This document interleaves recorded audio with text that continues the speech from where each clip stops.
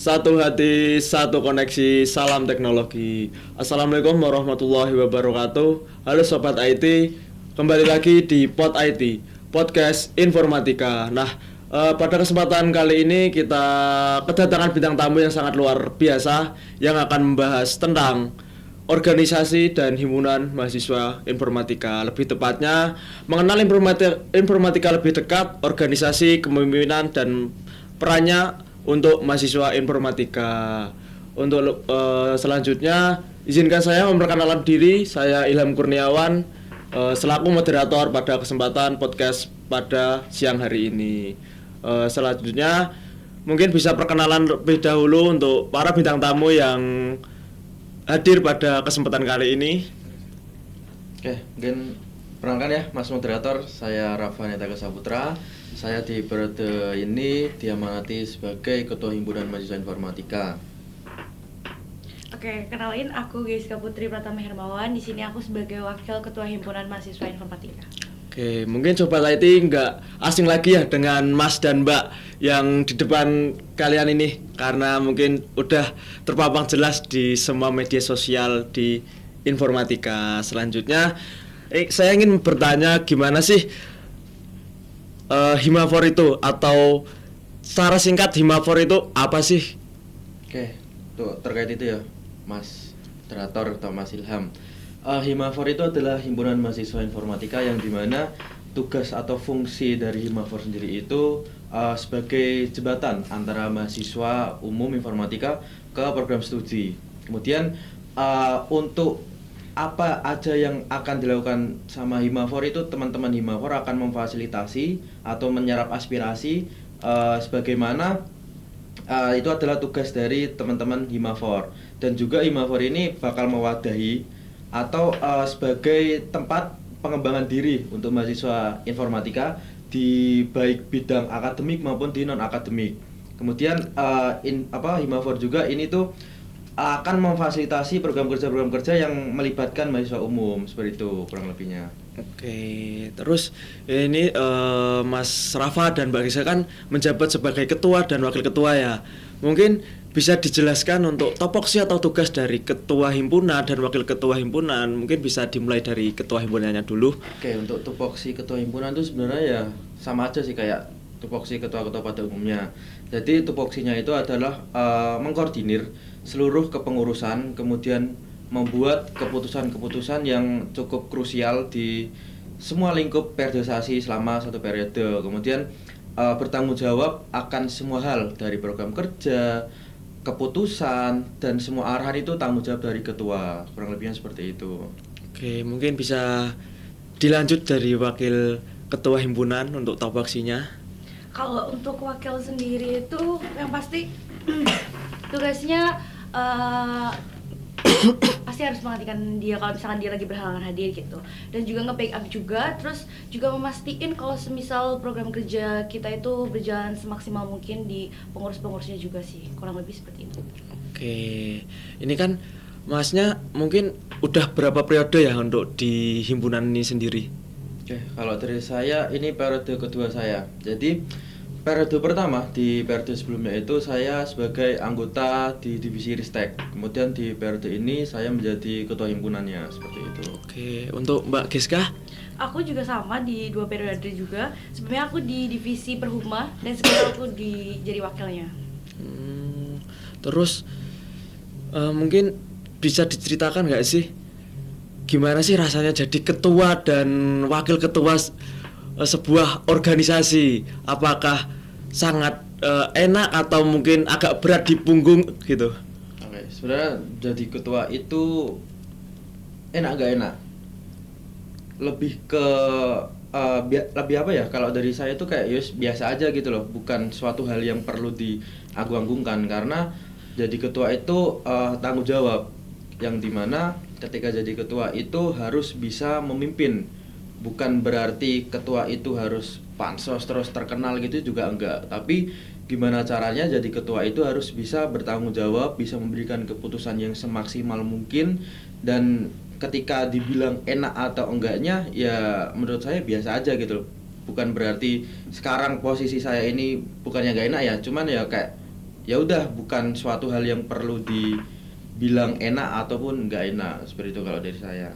Oke, mungkin dari wakil ketuanya gimana perasaannya setelah menjabat ini?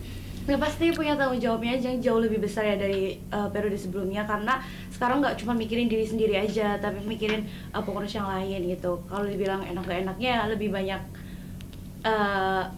50-50 sih, karena kan nggak cuman dilihatnya wakil kan kayaknya nggak kerja ngapa-ngapain gitu kan. Terus sebenarnya kita juga jadi misalkan penengah, misalkan lagi ada trouble atau lagi ada apapun kayak gitu sih.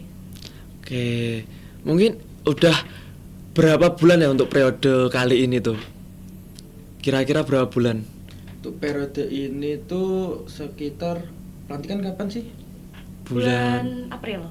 Ya. April, berarti Mei, kita April akhir ya pelantikan tuh kalau nggak salah, berarti Mei, Juni, Juli, berarti sekitar 2 bulan lebih lah. 2 bulan lebih, oke. Mungkin udah ada momen-momen yang udah pernah di hati ya. Mungkin bisa diceritakan nggak sih momen apa yang nggak bisa dilupakan atau momen terindah udah setengah periode ini gitu? Ya kalau dari saya ya semua momen indah. Kenapa? Karena ya benar-benar saya merasakan periodisasi ini gitu loh. Ketika saya menjadi ketua himpunan, saya harus menikmati ini dengan sepenuh hati, yang dimana semua momen itu bakal menjadi core memory saya sendiri ketika satu periode ini. Jadi tak rasa semua momen itu tetap kerasa dan tetap di hati seluruh itu. Oke, dari wakilnya apakah ada momen yang tidak bisa dilupakan atau momen terindah gitu? Pastinya semuanya juga ya, karena kan kita ngejalannya juga semuanya bareng-bareng juga. Terus di pengurus yang baru juga pasti kan mereka baru ngecoba juga, dan kita harus bantu ngarahin juga, dan itu juga pertama kali juga nih bagi aku buat ngarahin juga di angkatan 25 yang pasti nggak semudah itu gitu. Jadi memang benar-benar luar biasa sih. Oke, terus dari sobat-sobat IT pun pasti belum mengenal semua lah tentang divisi-divisi yang ada di Himafor itu apa aja. Mungkin bisa dijelaskan dari wakilnya dulu, divisi apa aja sih yang ada di Himafor? Oke, kalau untuk di divisinya sendiri kita ada 7.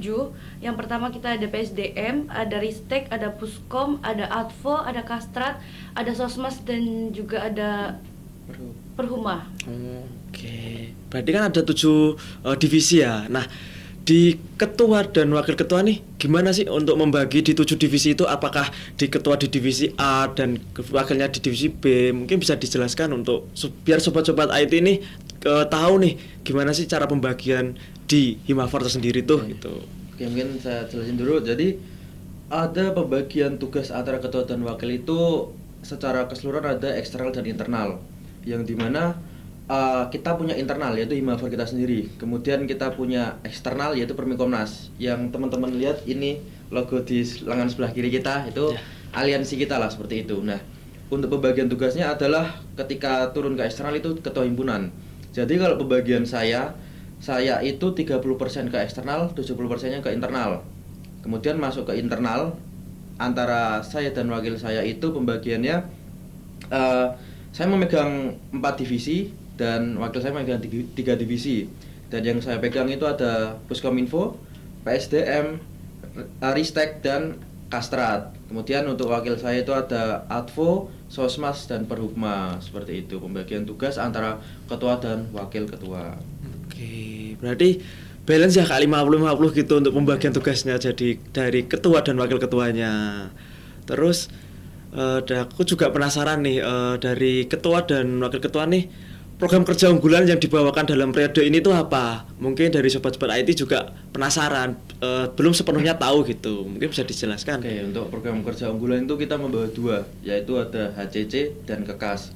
HCC ini adalah Himafor Kader Kelas, yang dimana kita mewadahi teman-teman mahasiswa informatika. Ketika teman-teman mahasiswa informatika ini ingin berkembang secara keorganisasian, secara ilmu pengetahuan kepanitiaan, atau semangat motivasi berorganisasi, itu kita mewadahi. Jadi program kerja ini tidak hanya untuk diikuti oleh teman-teman pengurus Himafor, namun juga diikuti sama teman-teman mahasiswa umum informatika, seperti itu. Kemudian ada kelas Kastrat atau KEKAS yang tadi saya sebutkan.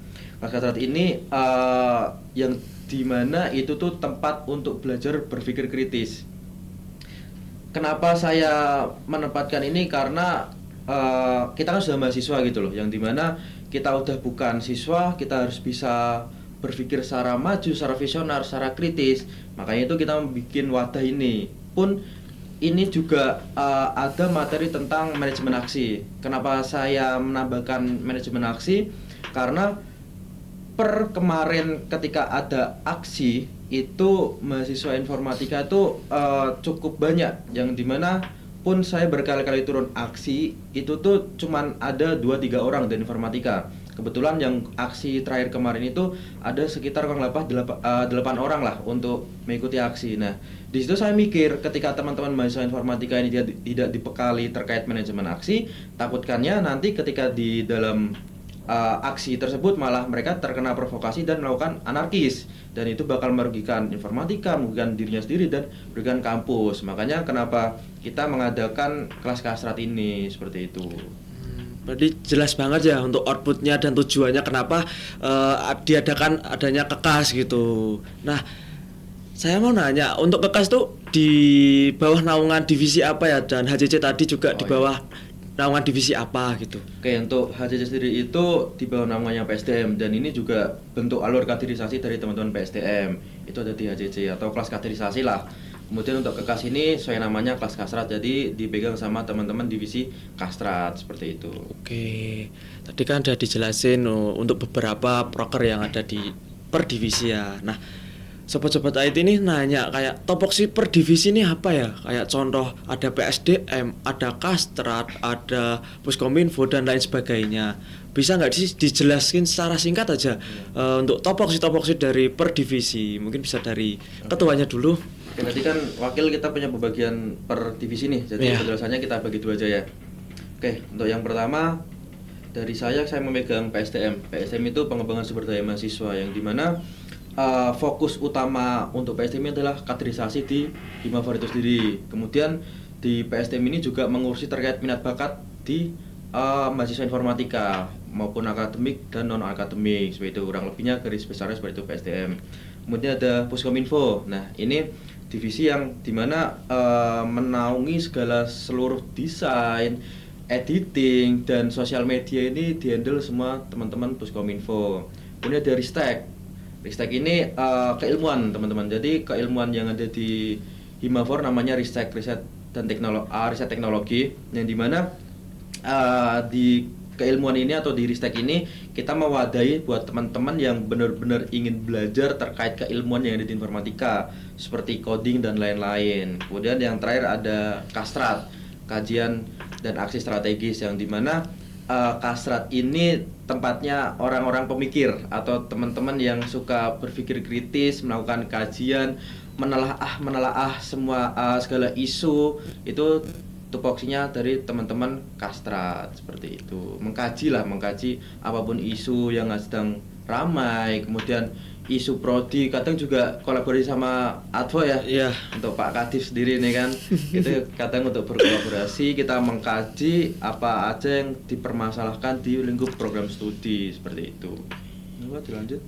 Oke, kalau untuk yang aku pegang itu ada 3 kan, tadi ada sosmas juga. Kalau untuk sosmas sendiri kan ada sosial dan masyarakat ya. Jadi itu lebih banyak terjunnya ke masyarakat, kayak misalkan kita biasanya ada galang dana, open donasi juga. Tapi sebelum ke masyarakat yang di luar, kita lebih di internal dulu, di informatikanya sendiri dulu.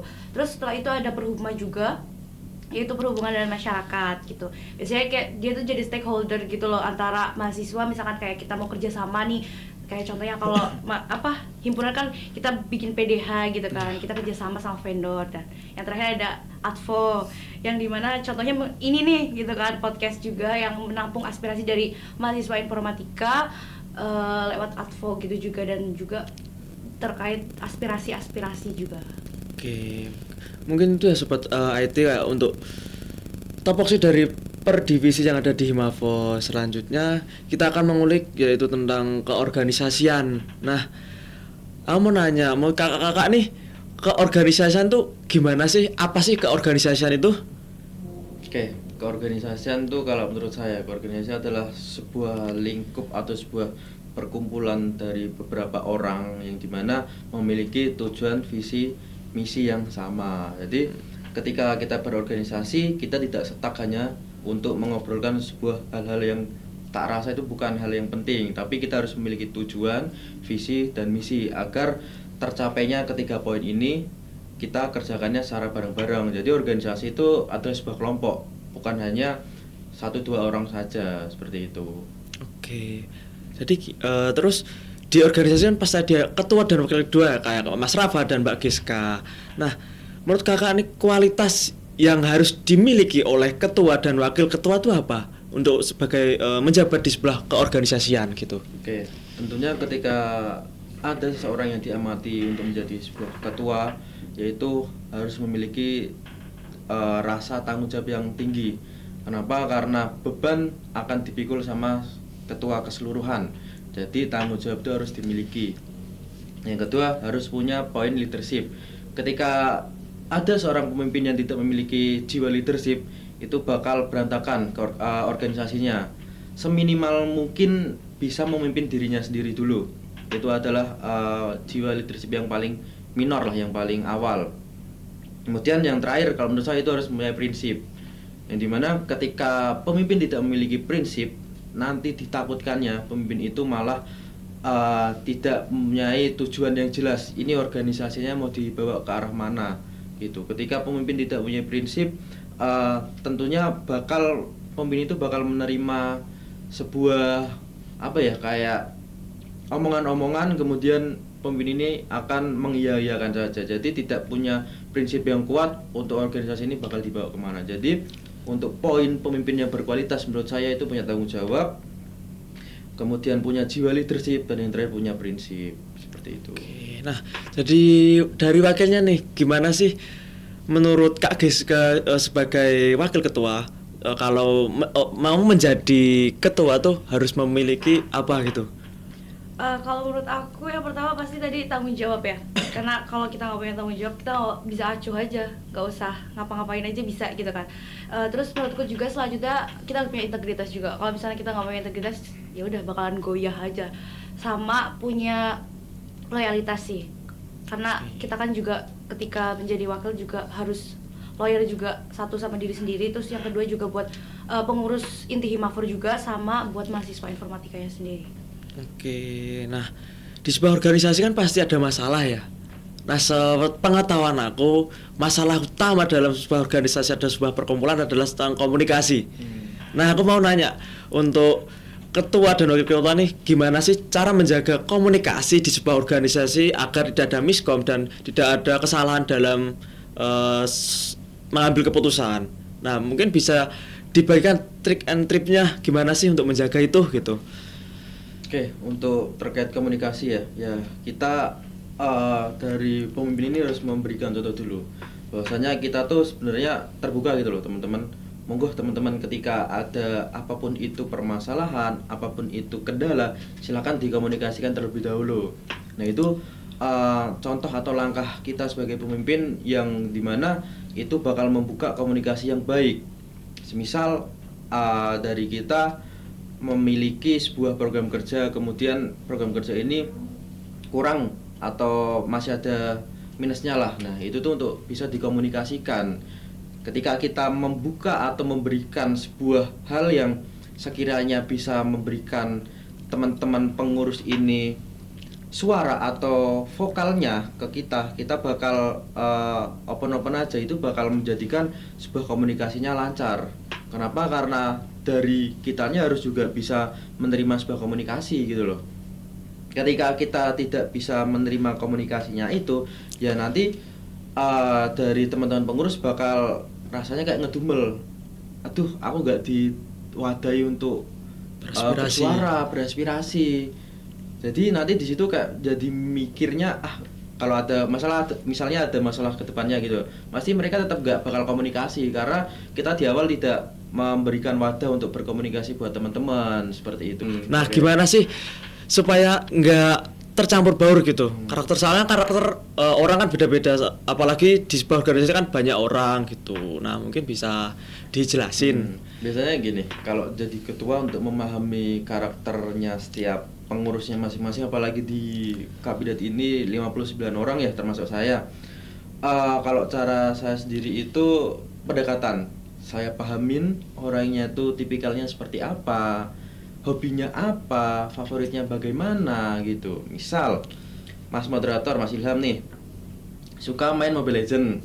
Nah, jadi pendekatan saya dan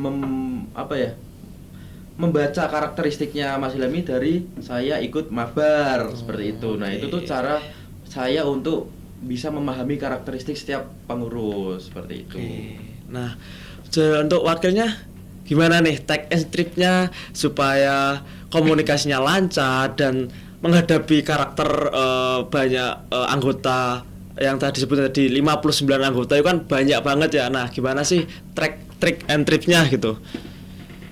Oke, kalau untuk tips and tricksnya sebenarnya kalau menurutku komunikasi kita tuh nggak melihat dari jabatan ya, maksudnya kita tuh semua di sini sama rata. Karena kalau misalkan komunikasi dilihat dari jabatan itu nggak bakalan bisa jalan gitu. Jadi komunikasinya kita tuh harus konsisten. Kita mau ngasih ruang dulu buat teman-teman tuh ngerasa bahwa kita tuh sama-sama nih di sini gitu. Nggak ada perbedaan apapun di dalam komunikasi ini. Kalau memang dari teman-teman itu konsistennya kita dari mulai terbuka dulu. Kalau misalkan teman-teman mau bercerita yang tadi dibilang sama Kahim juga gitu kan, kita ngasih teman-teman buat ayo ngobrol, kalian mau nanya-nanya apa nih, atau kayak nanya tugas atau nanya apa, dari situ dulu biar mereka tuh ngerasa mereka di sini punya peran loh, mereka tuh di sini dianggap juga kok gitu. Dari situ nanti bakalan mengalir aja dan mereka bakal percaya sama kita gitu. Oke. Sedikit nambahin ya benar tadi yang dikatain. Saya di awal periode itu udah bilang pokoknya di KBJ ini tidak ada yang namanya senioritas. Betul. Apapun itu bentuknya. Jadi saya juga udah menekankan ke angkatan 24, kalian tidak usah gila jabatan, kalian gak usah gila senioritas. Kita di sini sama, tujuan kita Himafor, tujuan kita untuk informatika. Pun saya juga bilang ke angkatan 25 gitu loh. Untuk ketika ada angkatan 24 yang dirasa senioritas, segera dilaporkan karena bakal saya tidak lanjuti, karena saya paling tidak suka yang namanya senioritas seperti itu. Oke, berarti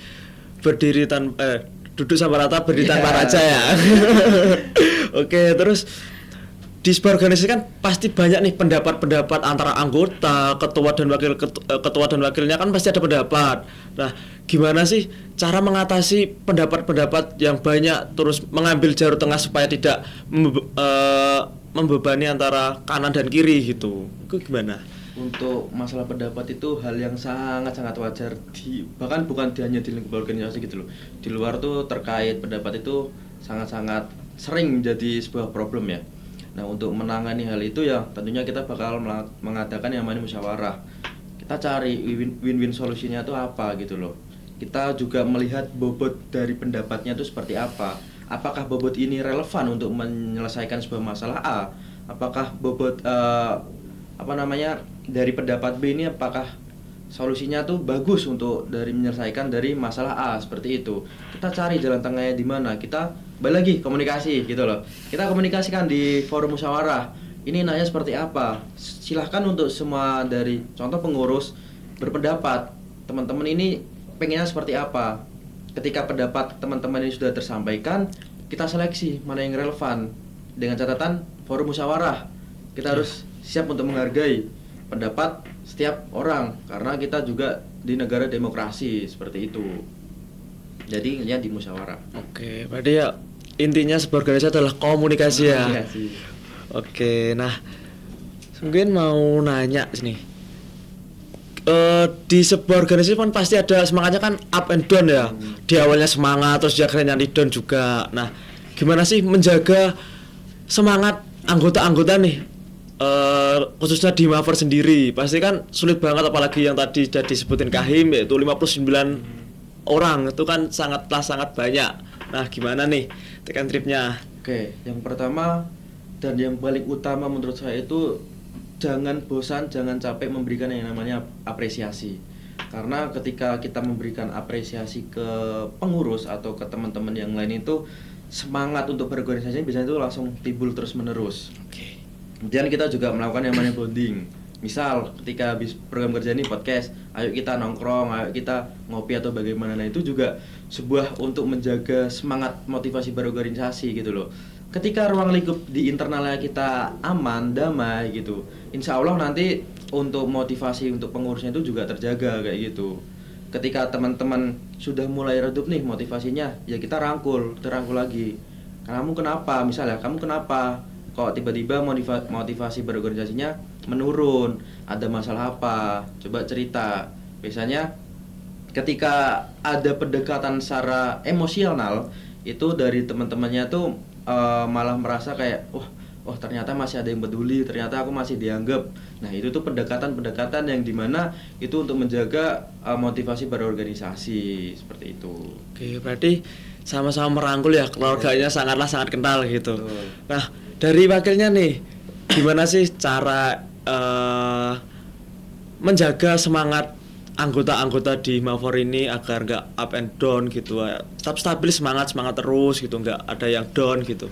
Oke, karena pasti yang namanya organisasi itu melelahkan, pasti itu dari segi fisik maupun dari segi mentalnya juga gitu kan. Kita nggak bisa memungkirin bahwa semua orang punya kemampuan yang sama gitu kan. Pasti kalau aku pribadi ingat ke tujuan awal gitu. Kalau misalkan semangat organisasinya lagi turun, ingat tujuan awalnya, aku di sini mau ngapain, di Himafor tuh mau apa gitu kan. Jadi dijadikan rasa capek itu tuh jadi motivasi lagi buat kita tuh semangat. Sama yang tadi juga udah dibilang sama Kahim juga, kita pendekatan gitu loh sama teman-teman pengurus juga di Himafor.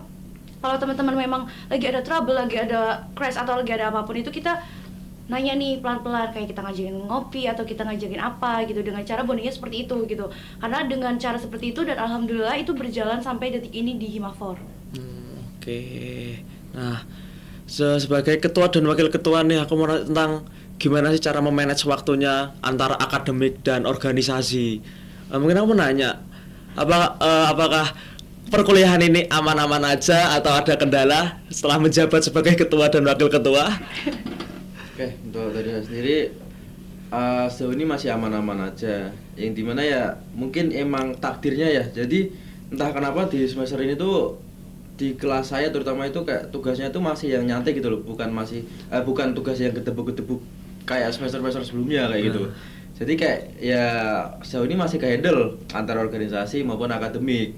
Nggak yang condong ke organisasi, nggak yang condong ke akademik kayak gitu. Semuanya masih balance 50-50. Karena ya kembali lagi, kalau dipermasalahkan antara manajemen waktu, organisasi, akademik itu ke personalnya masing-masing.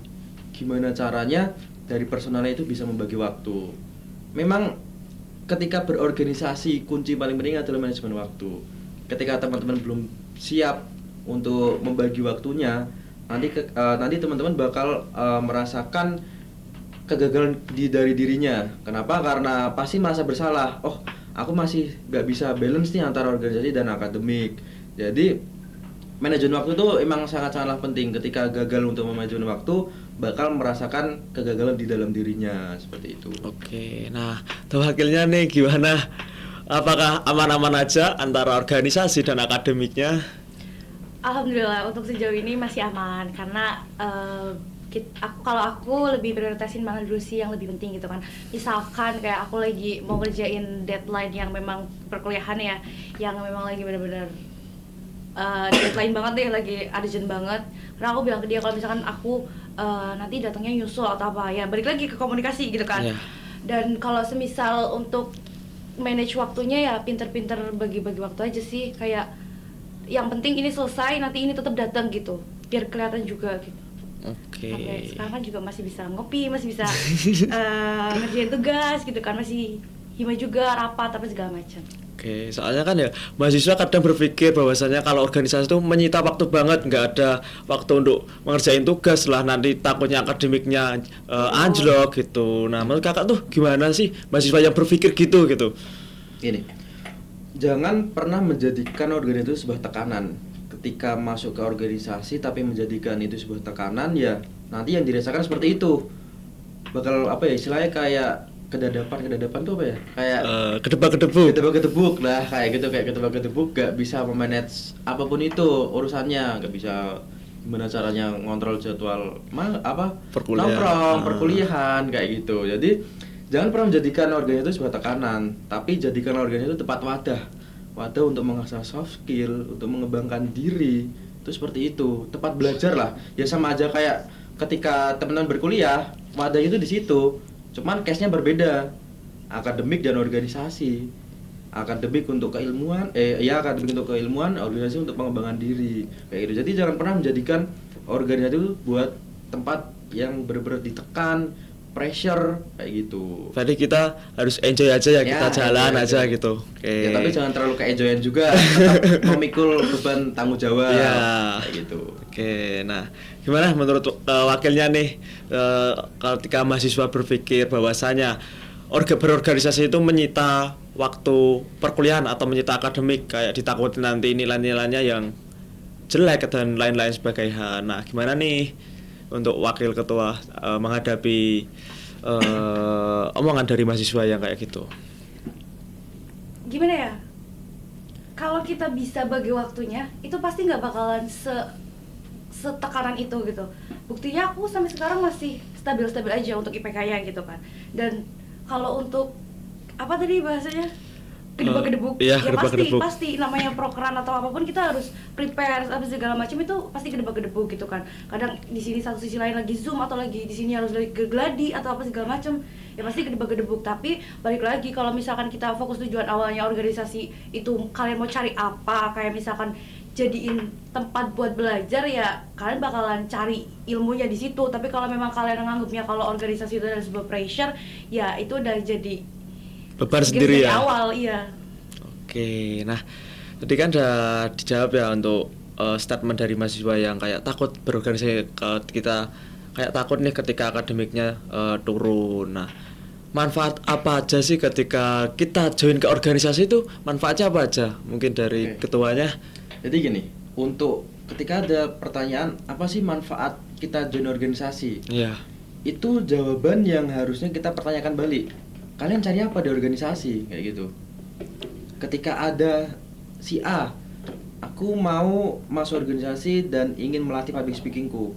Nah, fokusnya di situ, cari di mana posisi yang krusial untuk bisa melatih public speaking. Nah, itu bakal bermanfaat buat dirinya. Jadi ketika ada pertanyaan, apa sih manfaat masuk organisasi? Ya balik lagi, tujuanmu masuk organisasi apa? Dan itu adalah manfaatnya. Ketika kamu belum bisa mendapatkan manfaat itu atau tujuanmu itu, ya kamu komunikasikan kepada ketuanya atau pengurusnya gitu loh. Kak, Mas, Mbak, tujuanku masuk organisasi kayak gini, dan aku pengen dapatkan manfaatnya ini. Kok dari per hari ini juga belum dapat. Gimana ya? Nah, itu dikomunikasikan. Karena saya sendiri itu mengalami kayak ada beberapa pengurus yang masuk organisasi itu dengan tujuan tertentu, untuk pengembangan skill, untuk melatih dirinya untuk public speaking. Ya dari saya bilang, ayo kita belajar bareng-bareng gitu loh. Dan nyatanya dan faktanya tak rasa buat hari ini terbukti ketika teman-teman ini sudah jelas memiliki tujuan masuk organisasinya untuk apa, itu ya terbukti ketika sudah mendapatkannya. Dan ada kok yang udah komunikasikan kayak, sampai saat ini saya belum mendapatkan manfaatnya atau tujuannya gitu. Ya, saya tanya tujuanmu apa? Oh, ternyata tujuannya gini. Ya udah, nanti besok kamu gini-gini, saya arahkan langsung kayak gitu. Oke, berarti ketika kita mau join organisasi terus kita ngerasa belum dapat manfaatnya, kita nanyain ke kakak-kakak atau senior-senior yang lebih dahulu ya. Kak, contoh kayak, Kak, tujuanku masuk organisasi A nih kayak gini, kok nggak dapet ya? Berarti nanti diarahin dari senior-senior atau kakak-kakaknya ya. Oke, nah untuk wakilnya gimana, manfaat ketika kita join organisasi itu apa? Kalau ditanya manfaatnya, pasti jawabannya basic ya. Kalau orang-orang ditanya sebenarnya join organisasi itu biar dapat apa sih, pasti ngelatih public speaking, terus manage waktu, problem solving. Itu menurutku basic ya, karena di organisasi itu kita bisa jauh lebih banyak dapat, nggak cuma itu aja gitu loh. Kita bisa tahu juga karakter dari orang ini seperti apa, terus nyatuin segala macam pendapat biar bisa diterima sama banyak orang juga seperti apa gitu kan. Sama lebih ke relasi juga loh di himpunan, ketika teman-teman bisa ikut organisasi tapi teman-teman mau mengeksplor, teman-teman bisa dapat relasi yang jauh lebih banyak dan ilmu juga jauh lebih banyak juga. Oke, berarti untuk Sobat IT banyak banget nih manfaat-manfaat untuk kita join organisasi. Mungkin dari teman-teman 26 yang akan berlanjut di informatika ya, mungkin bisa ketika ada skill untuk berorganisasian ya silahkan bisa masuk ke sebuah organisasi yang teman-teman ingin tuju. Terus tadi kan udah dijelasin tentang manfaatnya ya. Terus soft skill apa aja sih yang didapat ketika kita join organisasi, khususnya ketika kita di Himafor? Ini apa yang soft skill yang bisa kita dapatkan? Ya mungkin dari saya dulu ya. Ini Iya. saya cerita berdasarkan pengalaman pribadi dulu. Oke. Dulu saya adalah orang yang sangat-sangat introvert, sangat-sangat pemalu, bahkan kalau dibilang masalah sosial itu minus banget lah. Kayak ya udah, dulu kesibukan saya itu di rumah ngegame, ngerjain tugas, ya udah sebatas kayak gitu. Dan saya masuk ke dunia perkuliahan. Nah, dimana nggak mungkin dong setiap manusia itu ingin stuck gitu-gitu aja. Ya. Dan ketika tidak ingin stuck gitu-gitu aja, harus berani untuk keluar dari zona nyaman. Akhirnya saya masuk ke organisasi. Ya walaupun organisasi kampus ini bukan satu dan pertama kalinya saya masuk organisasi ya. Di masa sekolah juga saya udah sering dan emang saya berorganisasi kayak gitu. Kemudian ketika saya sudah masuk ke organisasi kampus, itu yang saya tuju pertama emang Himafor atau himpunan. Karena dari skala pendekatan itu emang paling dekat dari Himafor karena himpunan prodi sendiri. Di situ saya masuk, kemudian tujuan saya itu untuk pengembangan diri, untuk meningkatkan kualitas dan public speaking. Saya itu dulu paling nggak bisa public speaking di depan banyak orang. Itu paling nggak bisa karena kayak ya gara-gara basicnya introvert itu kayak udah panik duluan gitu loh ketika harus dipaksa ngomong di depan banyak orang. Saya ingin melatih itu di organisasi. Seiring berjalannya waktu itu menambahkan kepercayaan diri saya gitu loh. Ternyata berorganisasi itu bisa meningkatkan kepercayaan diri, public speaking, dan relasi. Kemudian setelah periodisasi yang periode kemarin selesai, ternyata saya menjadi dan diamanai sebagai ketua himpunan. Yang dimana ketua himpunan ketika ada program kerja harus namanya sambutan dan di depan banyak orang. Di situ saya benar-benar enjoy dan merasa kayak ketagihan gitu loh, malah ketagihan. Nggak semenakutkan itu iya, kan nggak ya. semenakutkan itu. Jadi kita harus berani keluar dari zona nyaman untuk mendapatkan sebuah hal yang benar-benar bisa untuk mengembangkan diri kita. Jadi itulah dari pertanyaan Mas Ilham tadi, apa sih soft skill yang saya dapat sejauh ini selama berorganisasi, yaitu saya mendapatkan public speaking. Ya walaupun memang saya akui public speaking belum bagus-bagus banget, cuman tak rasa dari saya yang dulu dan saya yang sekarang itu udah jauh sangat berbeda. Itu yang pertama. Kemudian yang kedua, ada yang namanya problem solving. Itu yang sangat, ya memang problem solving ini cukup bisa didapatkan bukan hanya ada di organisasi, di ruang lingkup yang lain juga bisa. Cuman ketika teman-teman join organisasi, masalah apapun tuh bisa aja timbul gitu loh. Nah, kita tuh dituntut untuk bisa nge-solving, kita dituntut untuk bisa menyelesaikan masalah tersebut.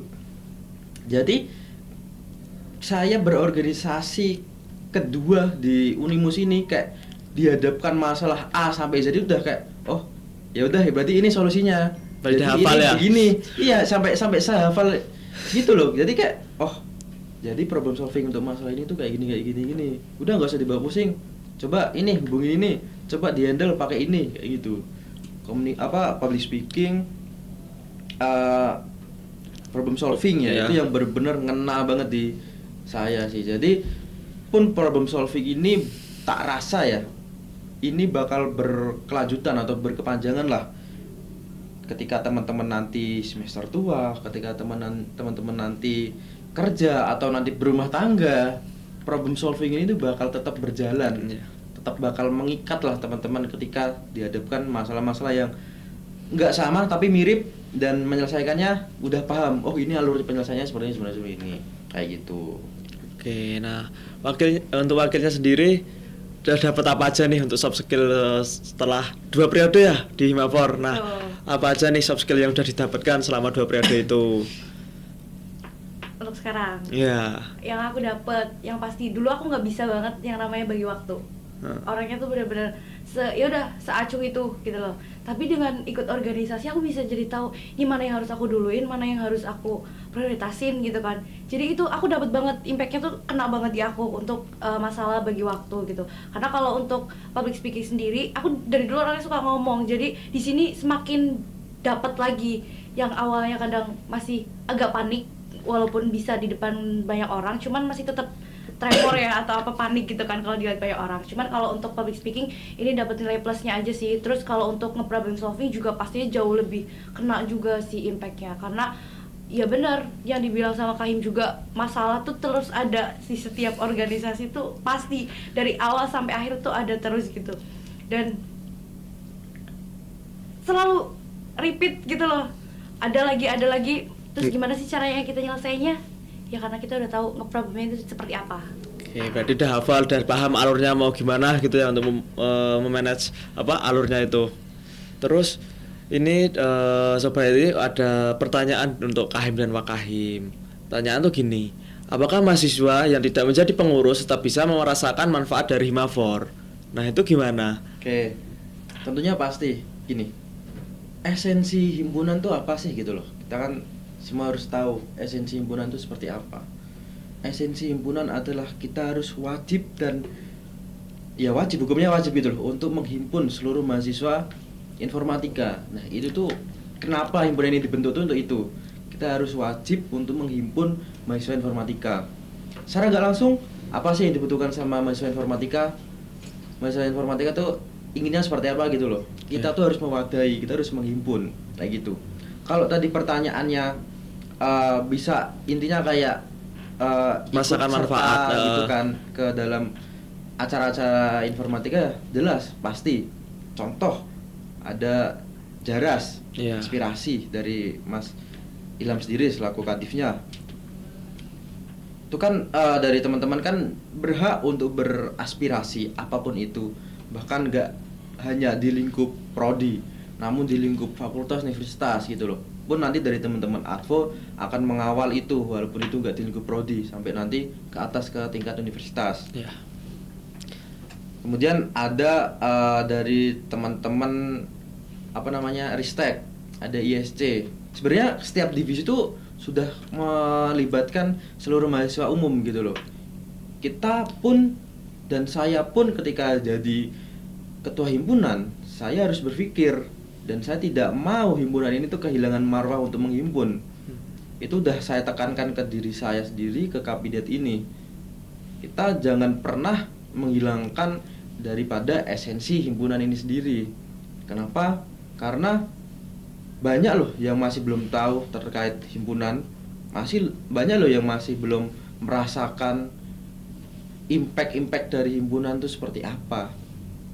Makanya itu saya membuat gebrakan di 2 proker ini, yaitu HCC yang sudah saya jelaskan tadi, ke KAS itu lingkupnya udah melibatkan mahasiswa umum kayak gitu. Kemudian masih ada Jaras IT, ISC, kemudian masih ada ya podcast ini kan juga nanti bakal dinikmati sama teman-teman mahasiswa umum. Ketika teman-teman mahasiswa umum sudah mengisi Q&A yang ada di Instagram Himafor, itu kan terjawabnya di sini kayak gitu loh. Kita menyediakan keseluruhan. Ya walaupun dirasa memang belum maksimal, tapi seenggaknya kita udah mengusahakan semuanya itu. Pun ini juga tak rasa langkah di periode ini akan menentukan 5 tahun ke depan. Kenapa? Karena di visi saya ada 3 poin: adaptif, inklusif, dan berkelanjutan. Di 3 poin ini, ketika ada yang namanya adaptif atau adaptasi secara cepat, itu yang saya gebu-gebu dengan cara tidak ada senioritas di sini.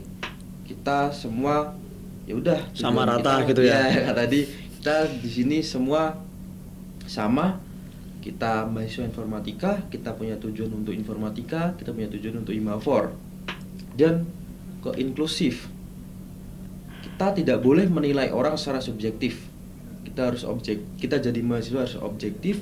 Kita tidak boleh melihat orang dengan latar belakangnya A, I, W, O.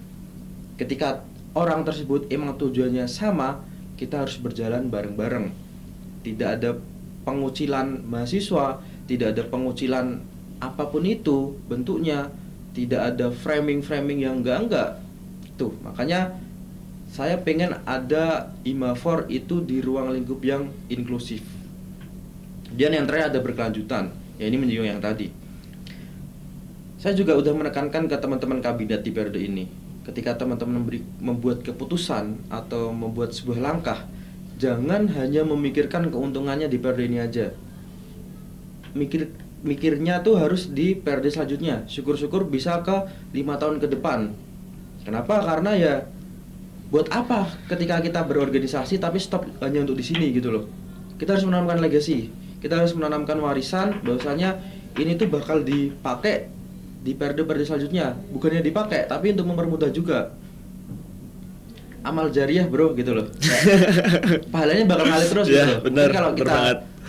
Bicara sisi religiusnya kan seperti itu. Kita tetap ingin membantu gitu loh. Ya contoh gebrakan apa yang bakal saya bikin, yaitu saya menekankan ke teman-teman kabinet, ayo bikin SOP. Sekecil pendelegasian deh, tak tuntut bikin SOP biar jelas gitu loh outputnya. Ketika ada mahasiswa yang didelegasikan itu tuh harus mendapatkan apa aja. Ketika memang tidak bisa itu dendanya apa gitu loh. Benar-benar pendisiplinan dan kinerjanya itu harus diterapkan di SOP kayak gitu. Jadi ketika teman-teman berorganisasi itu harus bisa berpikir secara visioner dan berkelanjutan seperti itu. Oke, nah ini masuk di pertanyaan kedua nih dari Sobat IT, yaitu bagaimana Himafor membantu mahasiswa selain melalui kegiatan akademik. Tadi kan sudah disinggung SC dan lain-lain gitu. Nah mungkin ada lagi dari Kahim maupun Wakahim, bisa dijelaskan Jadi, gitu. Akademik ya tadi ya, berarti ini yang non akademik mungkin maksudnya seperti itu. Bagaimana Himafor membantu mahasiswa selain melalui kegiatan akademik, ya berarti di luar akademik nih gitu. Oke, kita punya yang namanya Fornity, Informatik Community, yang dipegang sama teman-teman PSDM. Itu yang sudah saya jelaskan tadi, salah satu tupoksi dari PSDM adalah minat bakat. Ini kan pembahasannya tadi pertanyaannya yang di luar akademik ya, berarti non akademik. Oke, tak rasa non akademik ini adalah seperti olahraga, karena itu masuknya ke non akademik. Kita punya Fornity. Dari teman-teman PSDM itu juga udah membuka sebuah key form pendataan atlet-atlet apa aja yang mereka itu suka di olahraga tersebut. Nah, nanti akan dilakukan pendataan kepada teman-teman PSDM. Kemudian setelah melakukan pendataan, nanti bakal dimasukkan ke grupnya masing-masing.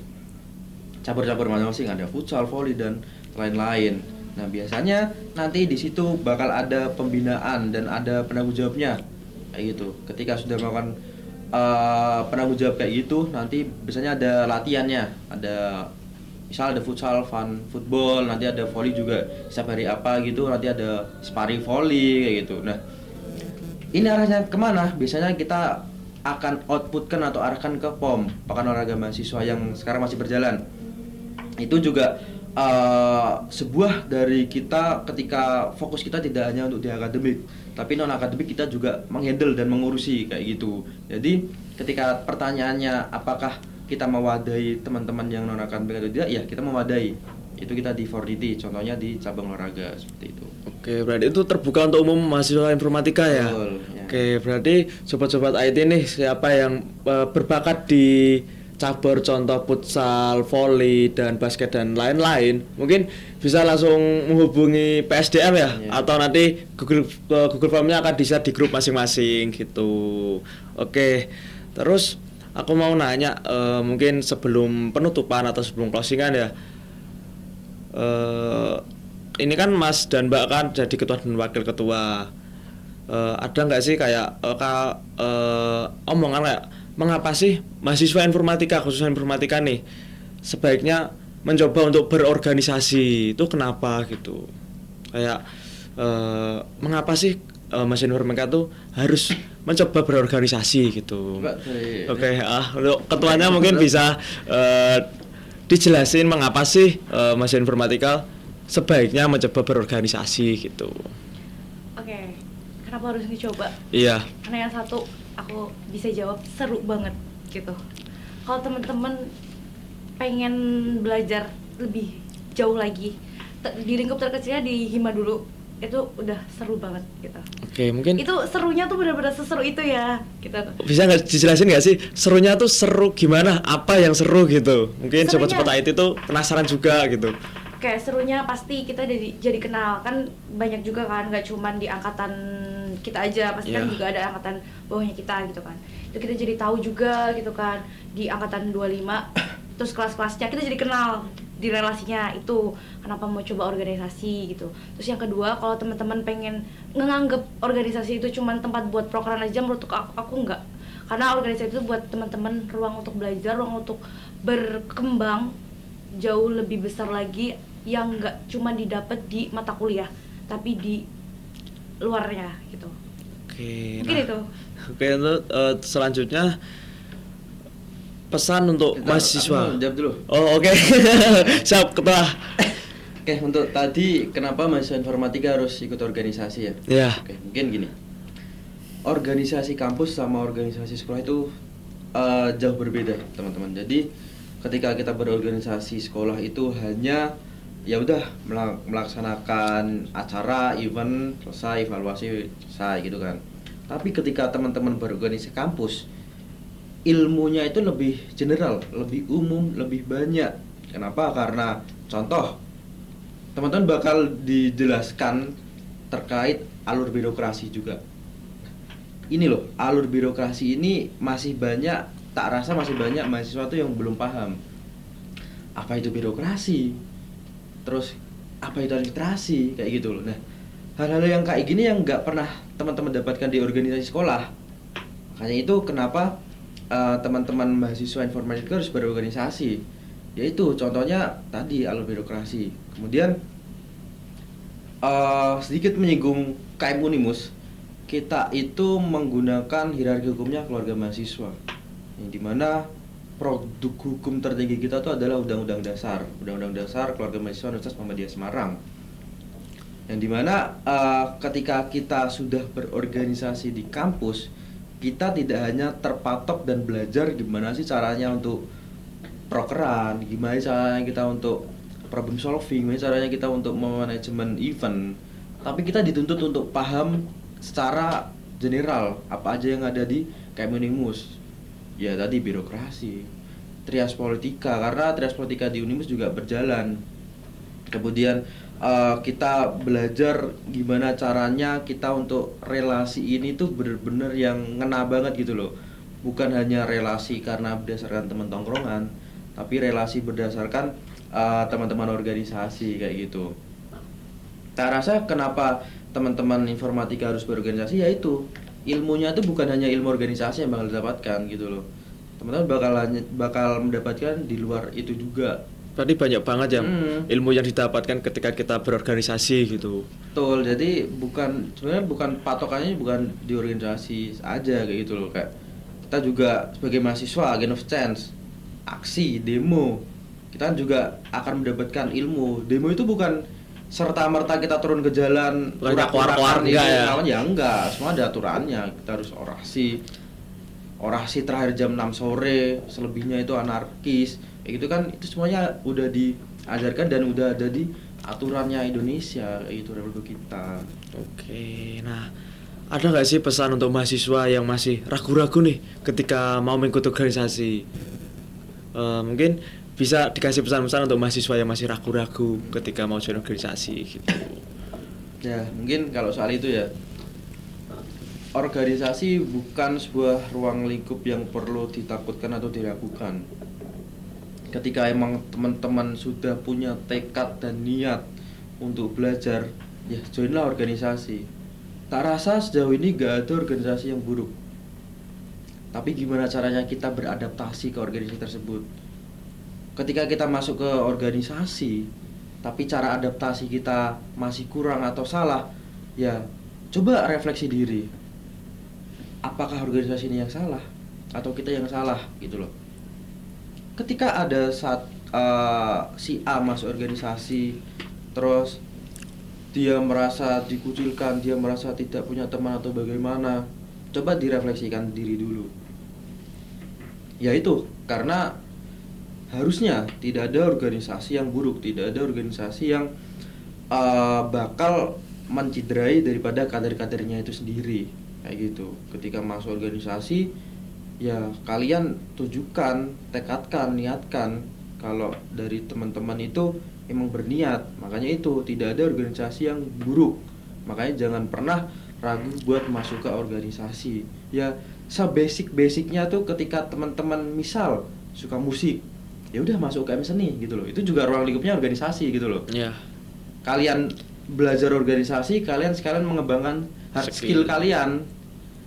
Suka gitar, suka drum kayak gitu kan. Banyak kok di UNIM sendiri tuh fasilitas-fasilitas organisasi itu banyak kayak gitu. Jadi jangan pernah ragu untuk berorganisasi kayak gitu. Oke, nah untuk Wakahim nih, pesan apa yang mau disampaikan ke mahasiswa yang masih ragu-ragu ketika mau mengikuti organisasi? Buat teman-teman nggak usah takut berorganisasi, karena organisasi itu tidak menyeramkan yang apa yang teman-teman bayangin ya. Di organisasi itu kalian jauh lebih bisa juga kalian ngerti tentang diri kalian sendiri juga gitu, ngerti bagaimana cara untuk memahami orang juga seperti apa. Itu juga kan nggak diajarin ya mungkin di kampus ya, di mata kuliah gitu kan.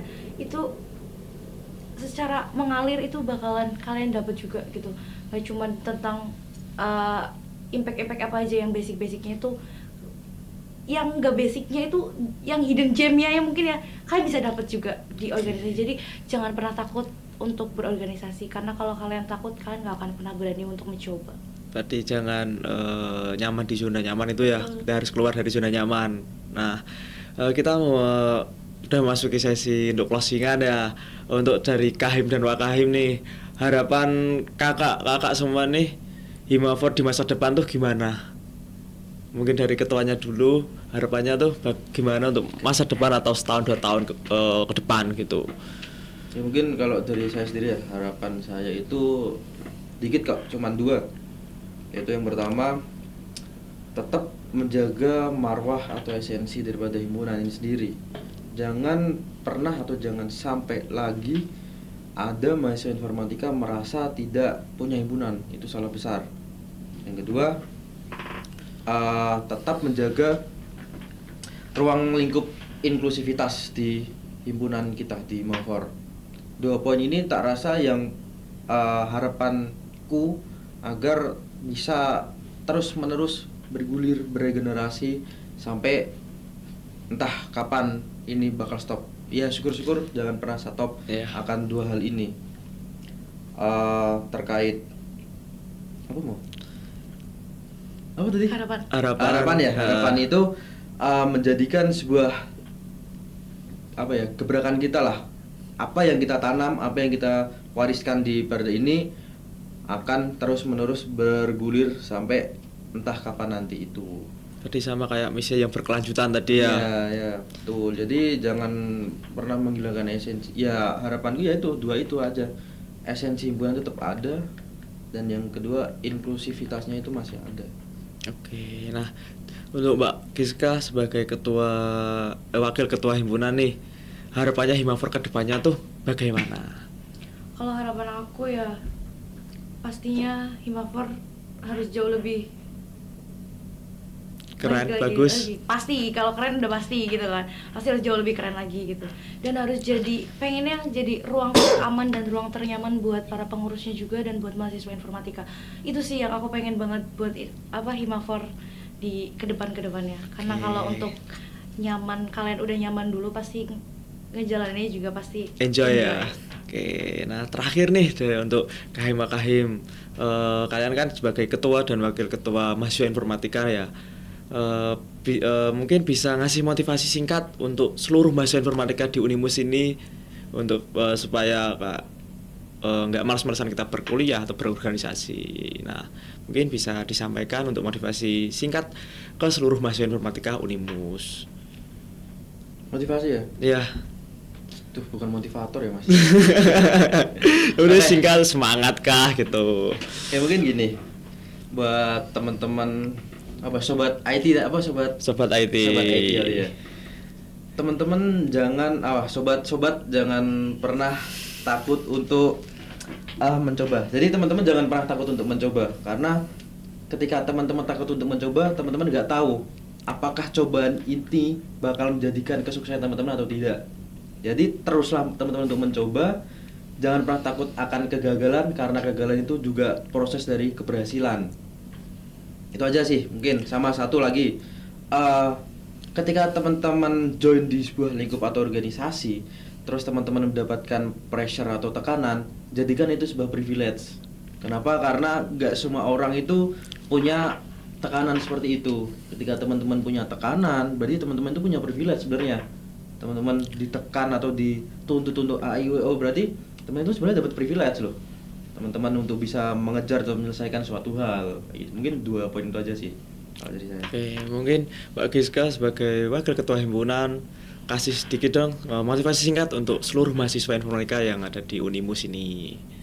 Aduh, apa ya motivasinya buat teman-teman di luar sana, jangan pernah takut kalau misalkan mau join organisasi itu harus jadi sempurna dulu, itu enggak. Karena di organisasi itu adalah kita terus belajar, jangan pernah takut untuk kalian itu kayaknya aku nggak bisa deh, kalian jangan takut itu, karena kalau kalian mau terus berkembang, kalian bakalan jauh lebih dapet apa yang kalian pengen. Karena kalau kalian takut duluan, kalian udah kalah sama semuanya. Jadi jangan minder dulu gitu ya. Oke, nah Sobat IT mungkin itu adalah perbincangan kami. Saya sebagai moderator dan ada Mas Rafa sebagai ketua himpunan dan Mbak Giska sebagai wakil ketua himpunan. Sebelum kita closing statement, mungkin bisa kita jargon dulu. Jargon Himafor Unimus. Aku yang bilang Himafor Unimus ya. Oke. Himafor Unimus, satu hati, satu koneksi, salam teknologi. Oke teman-teman Sobat IT, jangan lupa like and subscribe untuk channel Himafor sendiri. Assalamualaikum warahmatullahi wabarakatuh.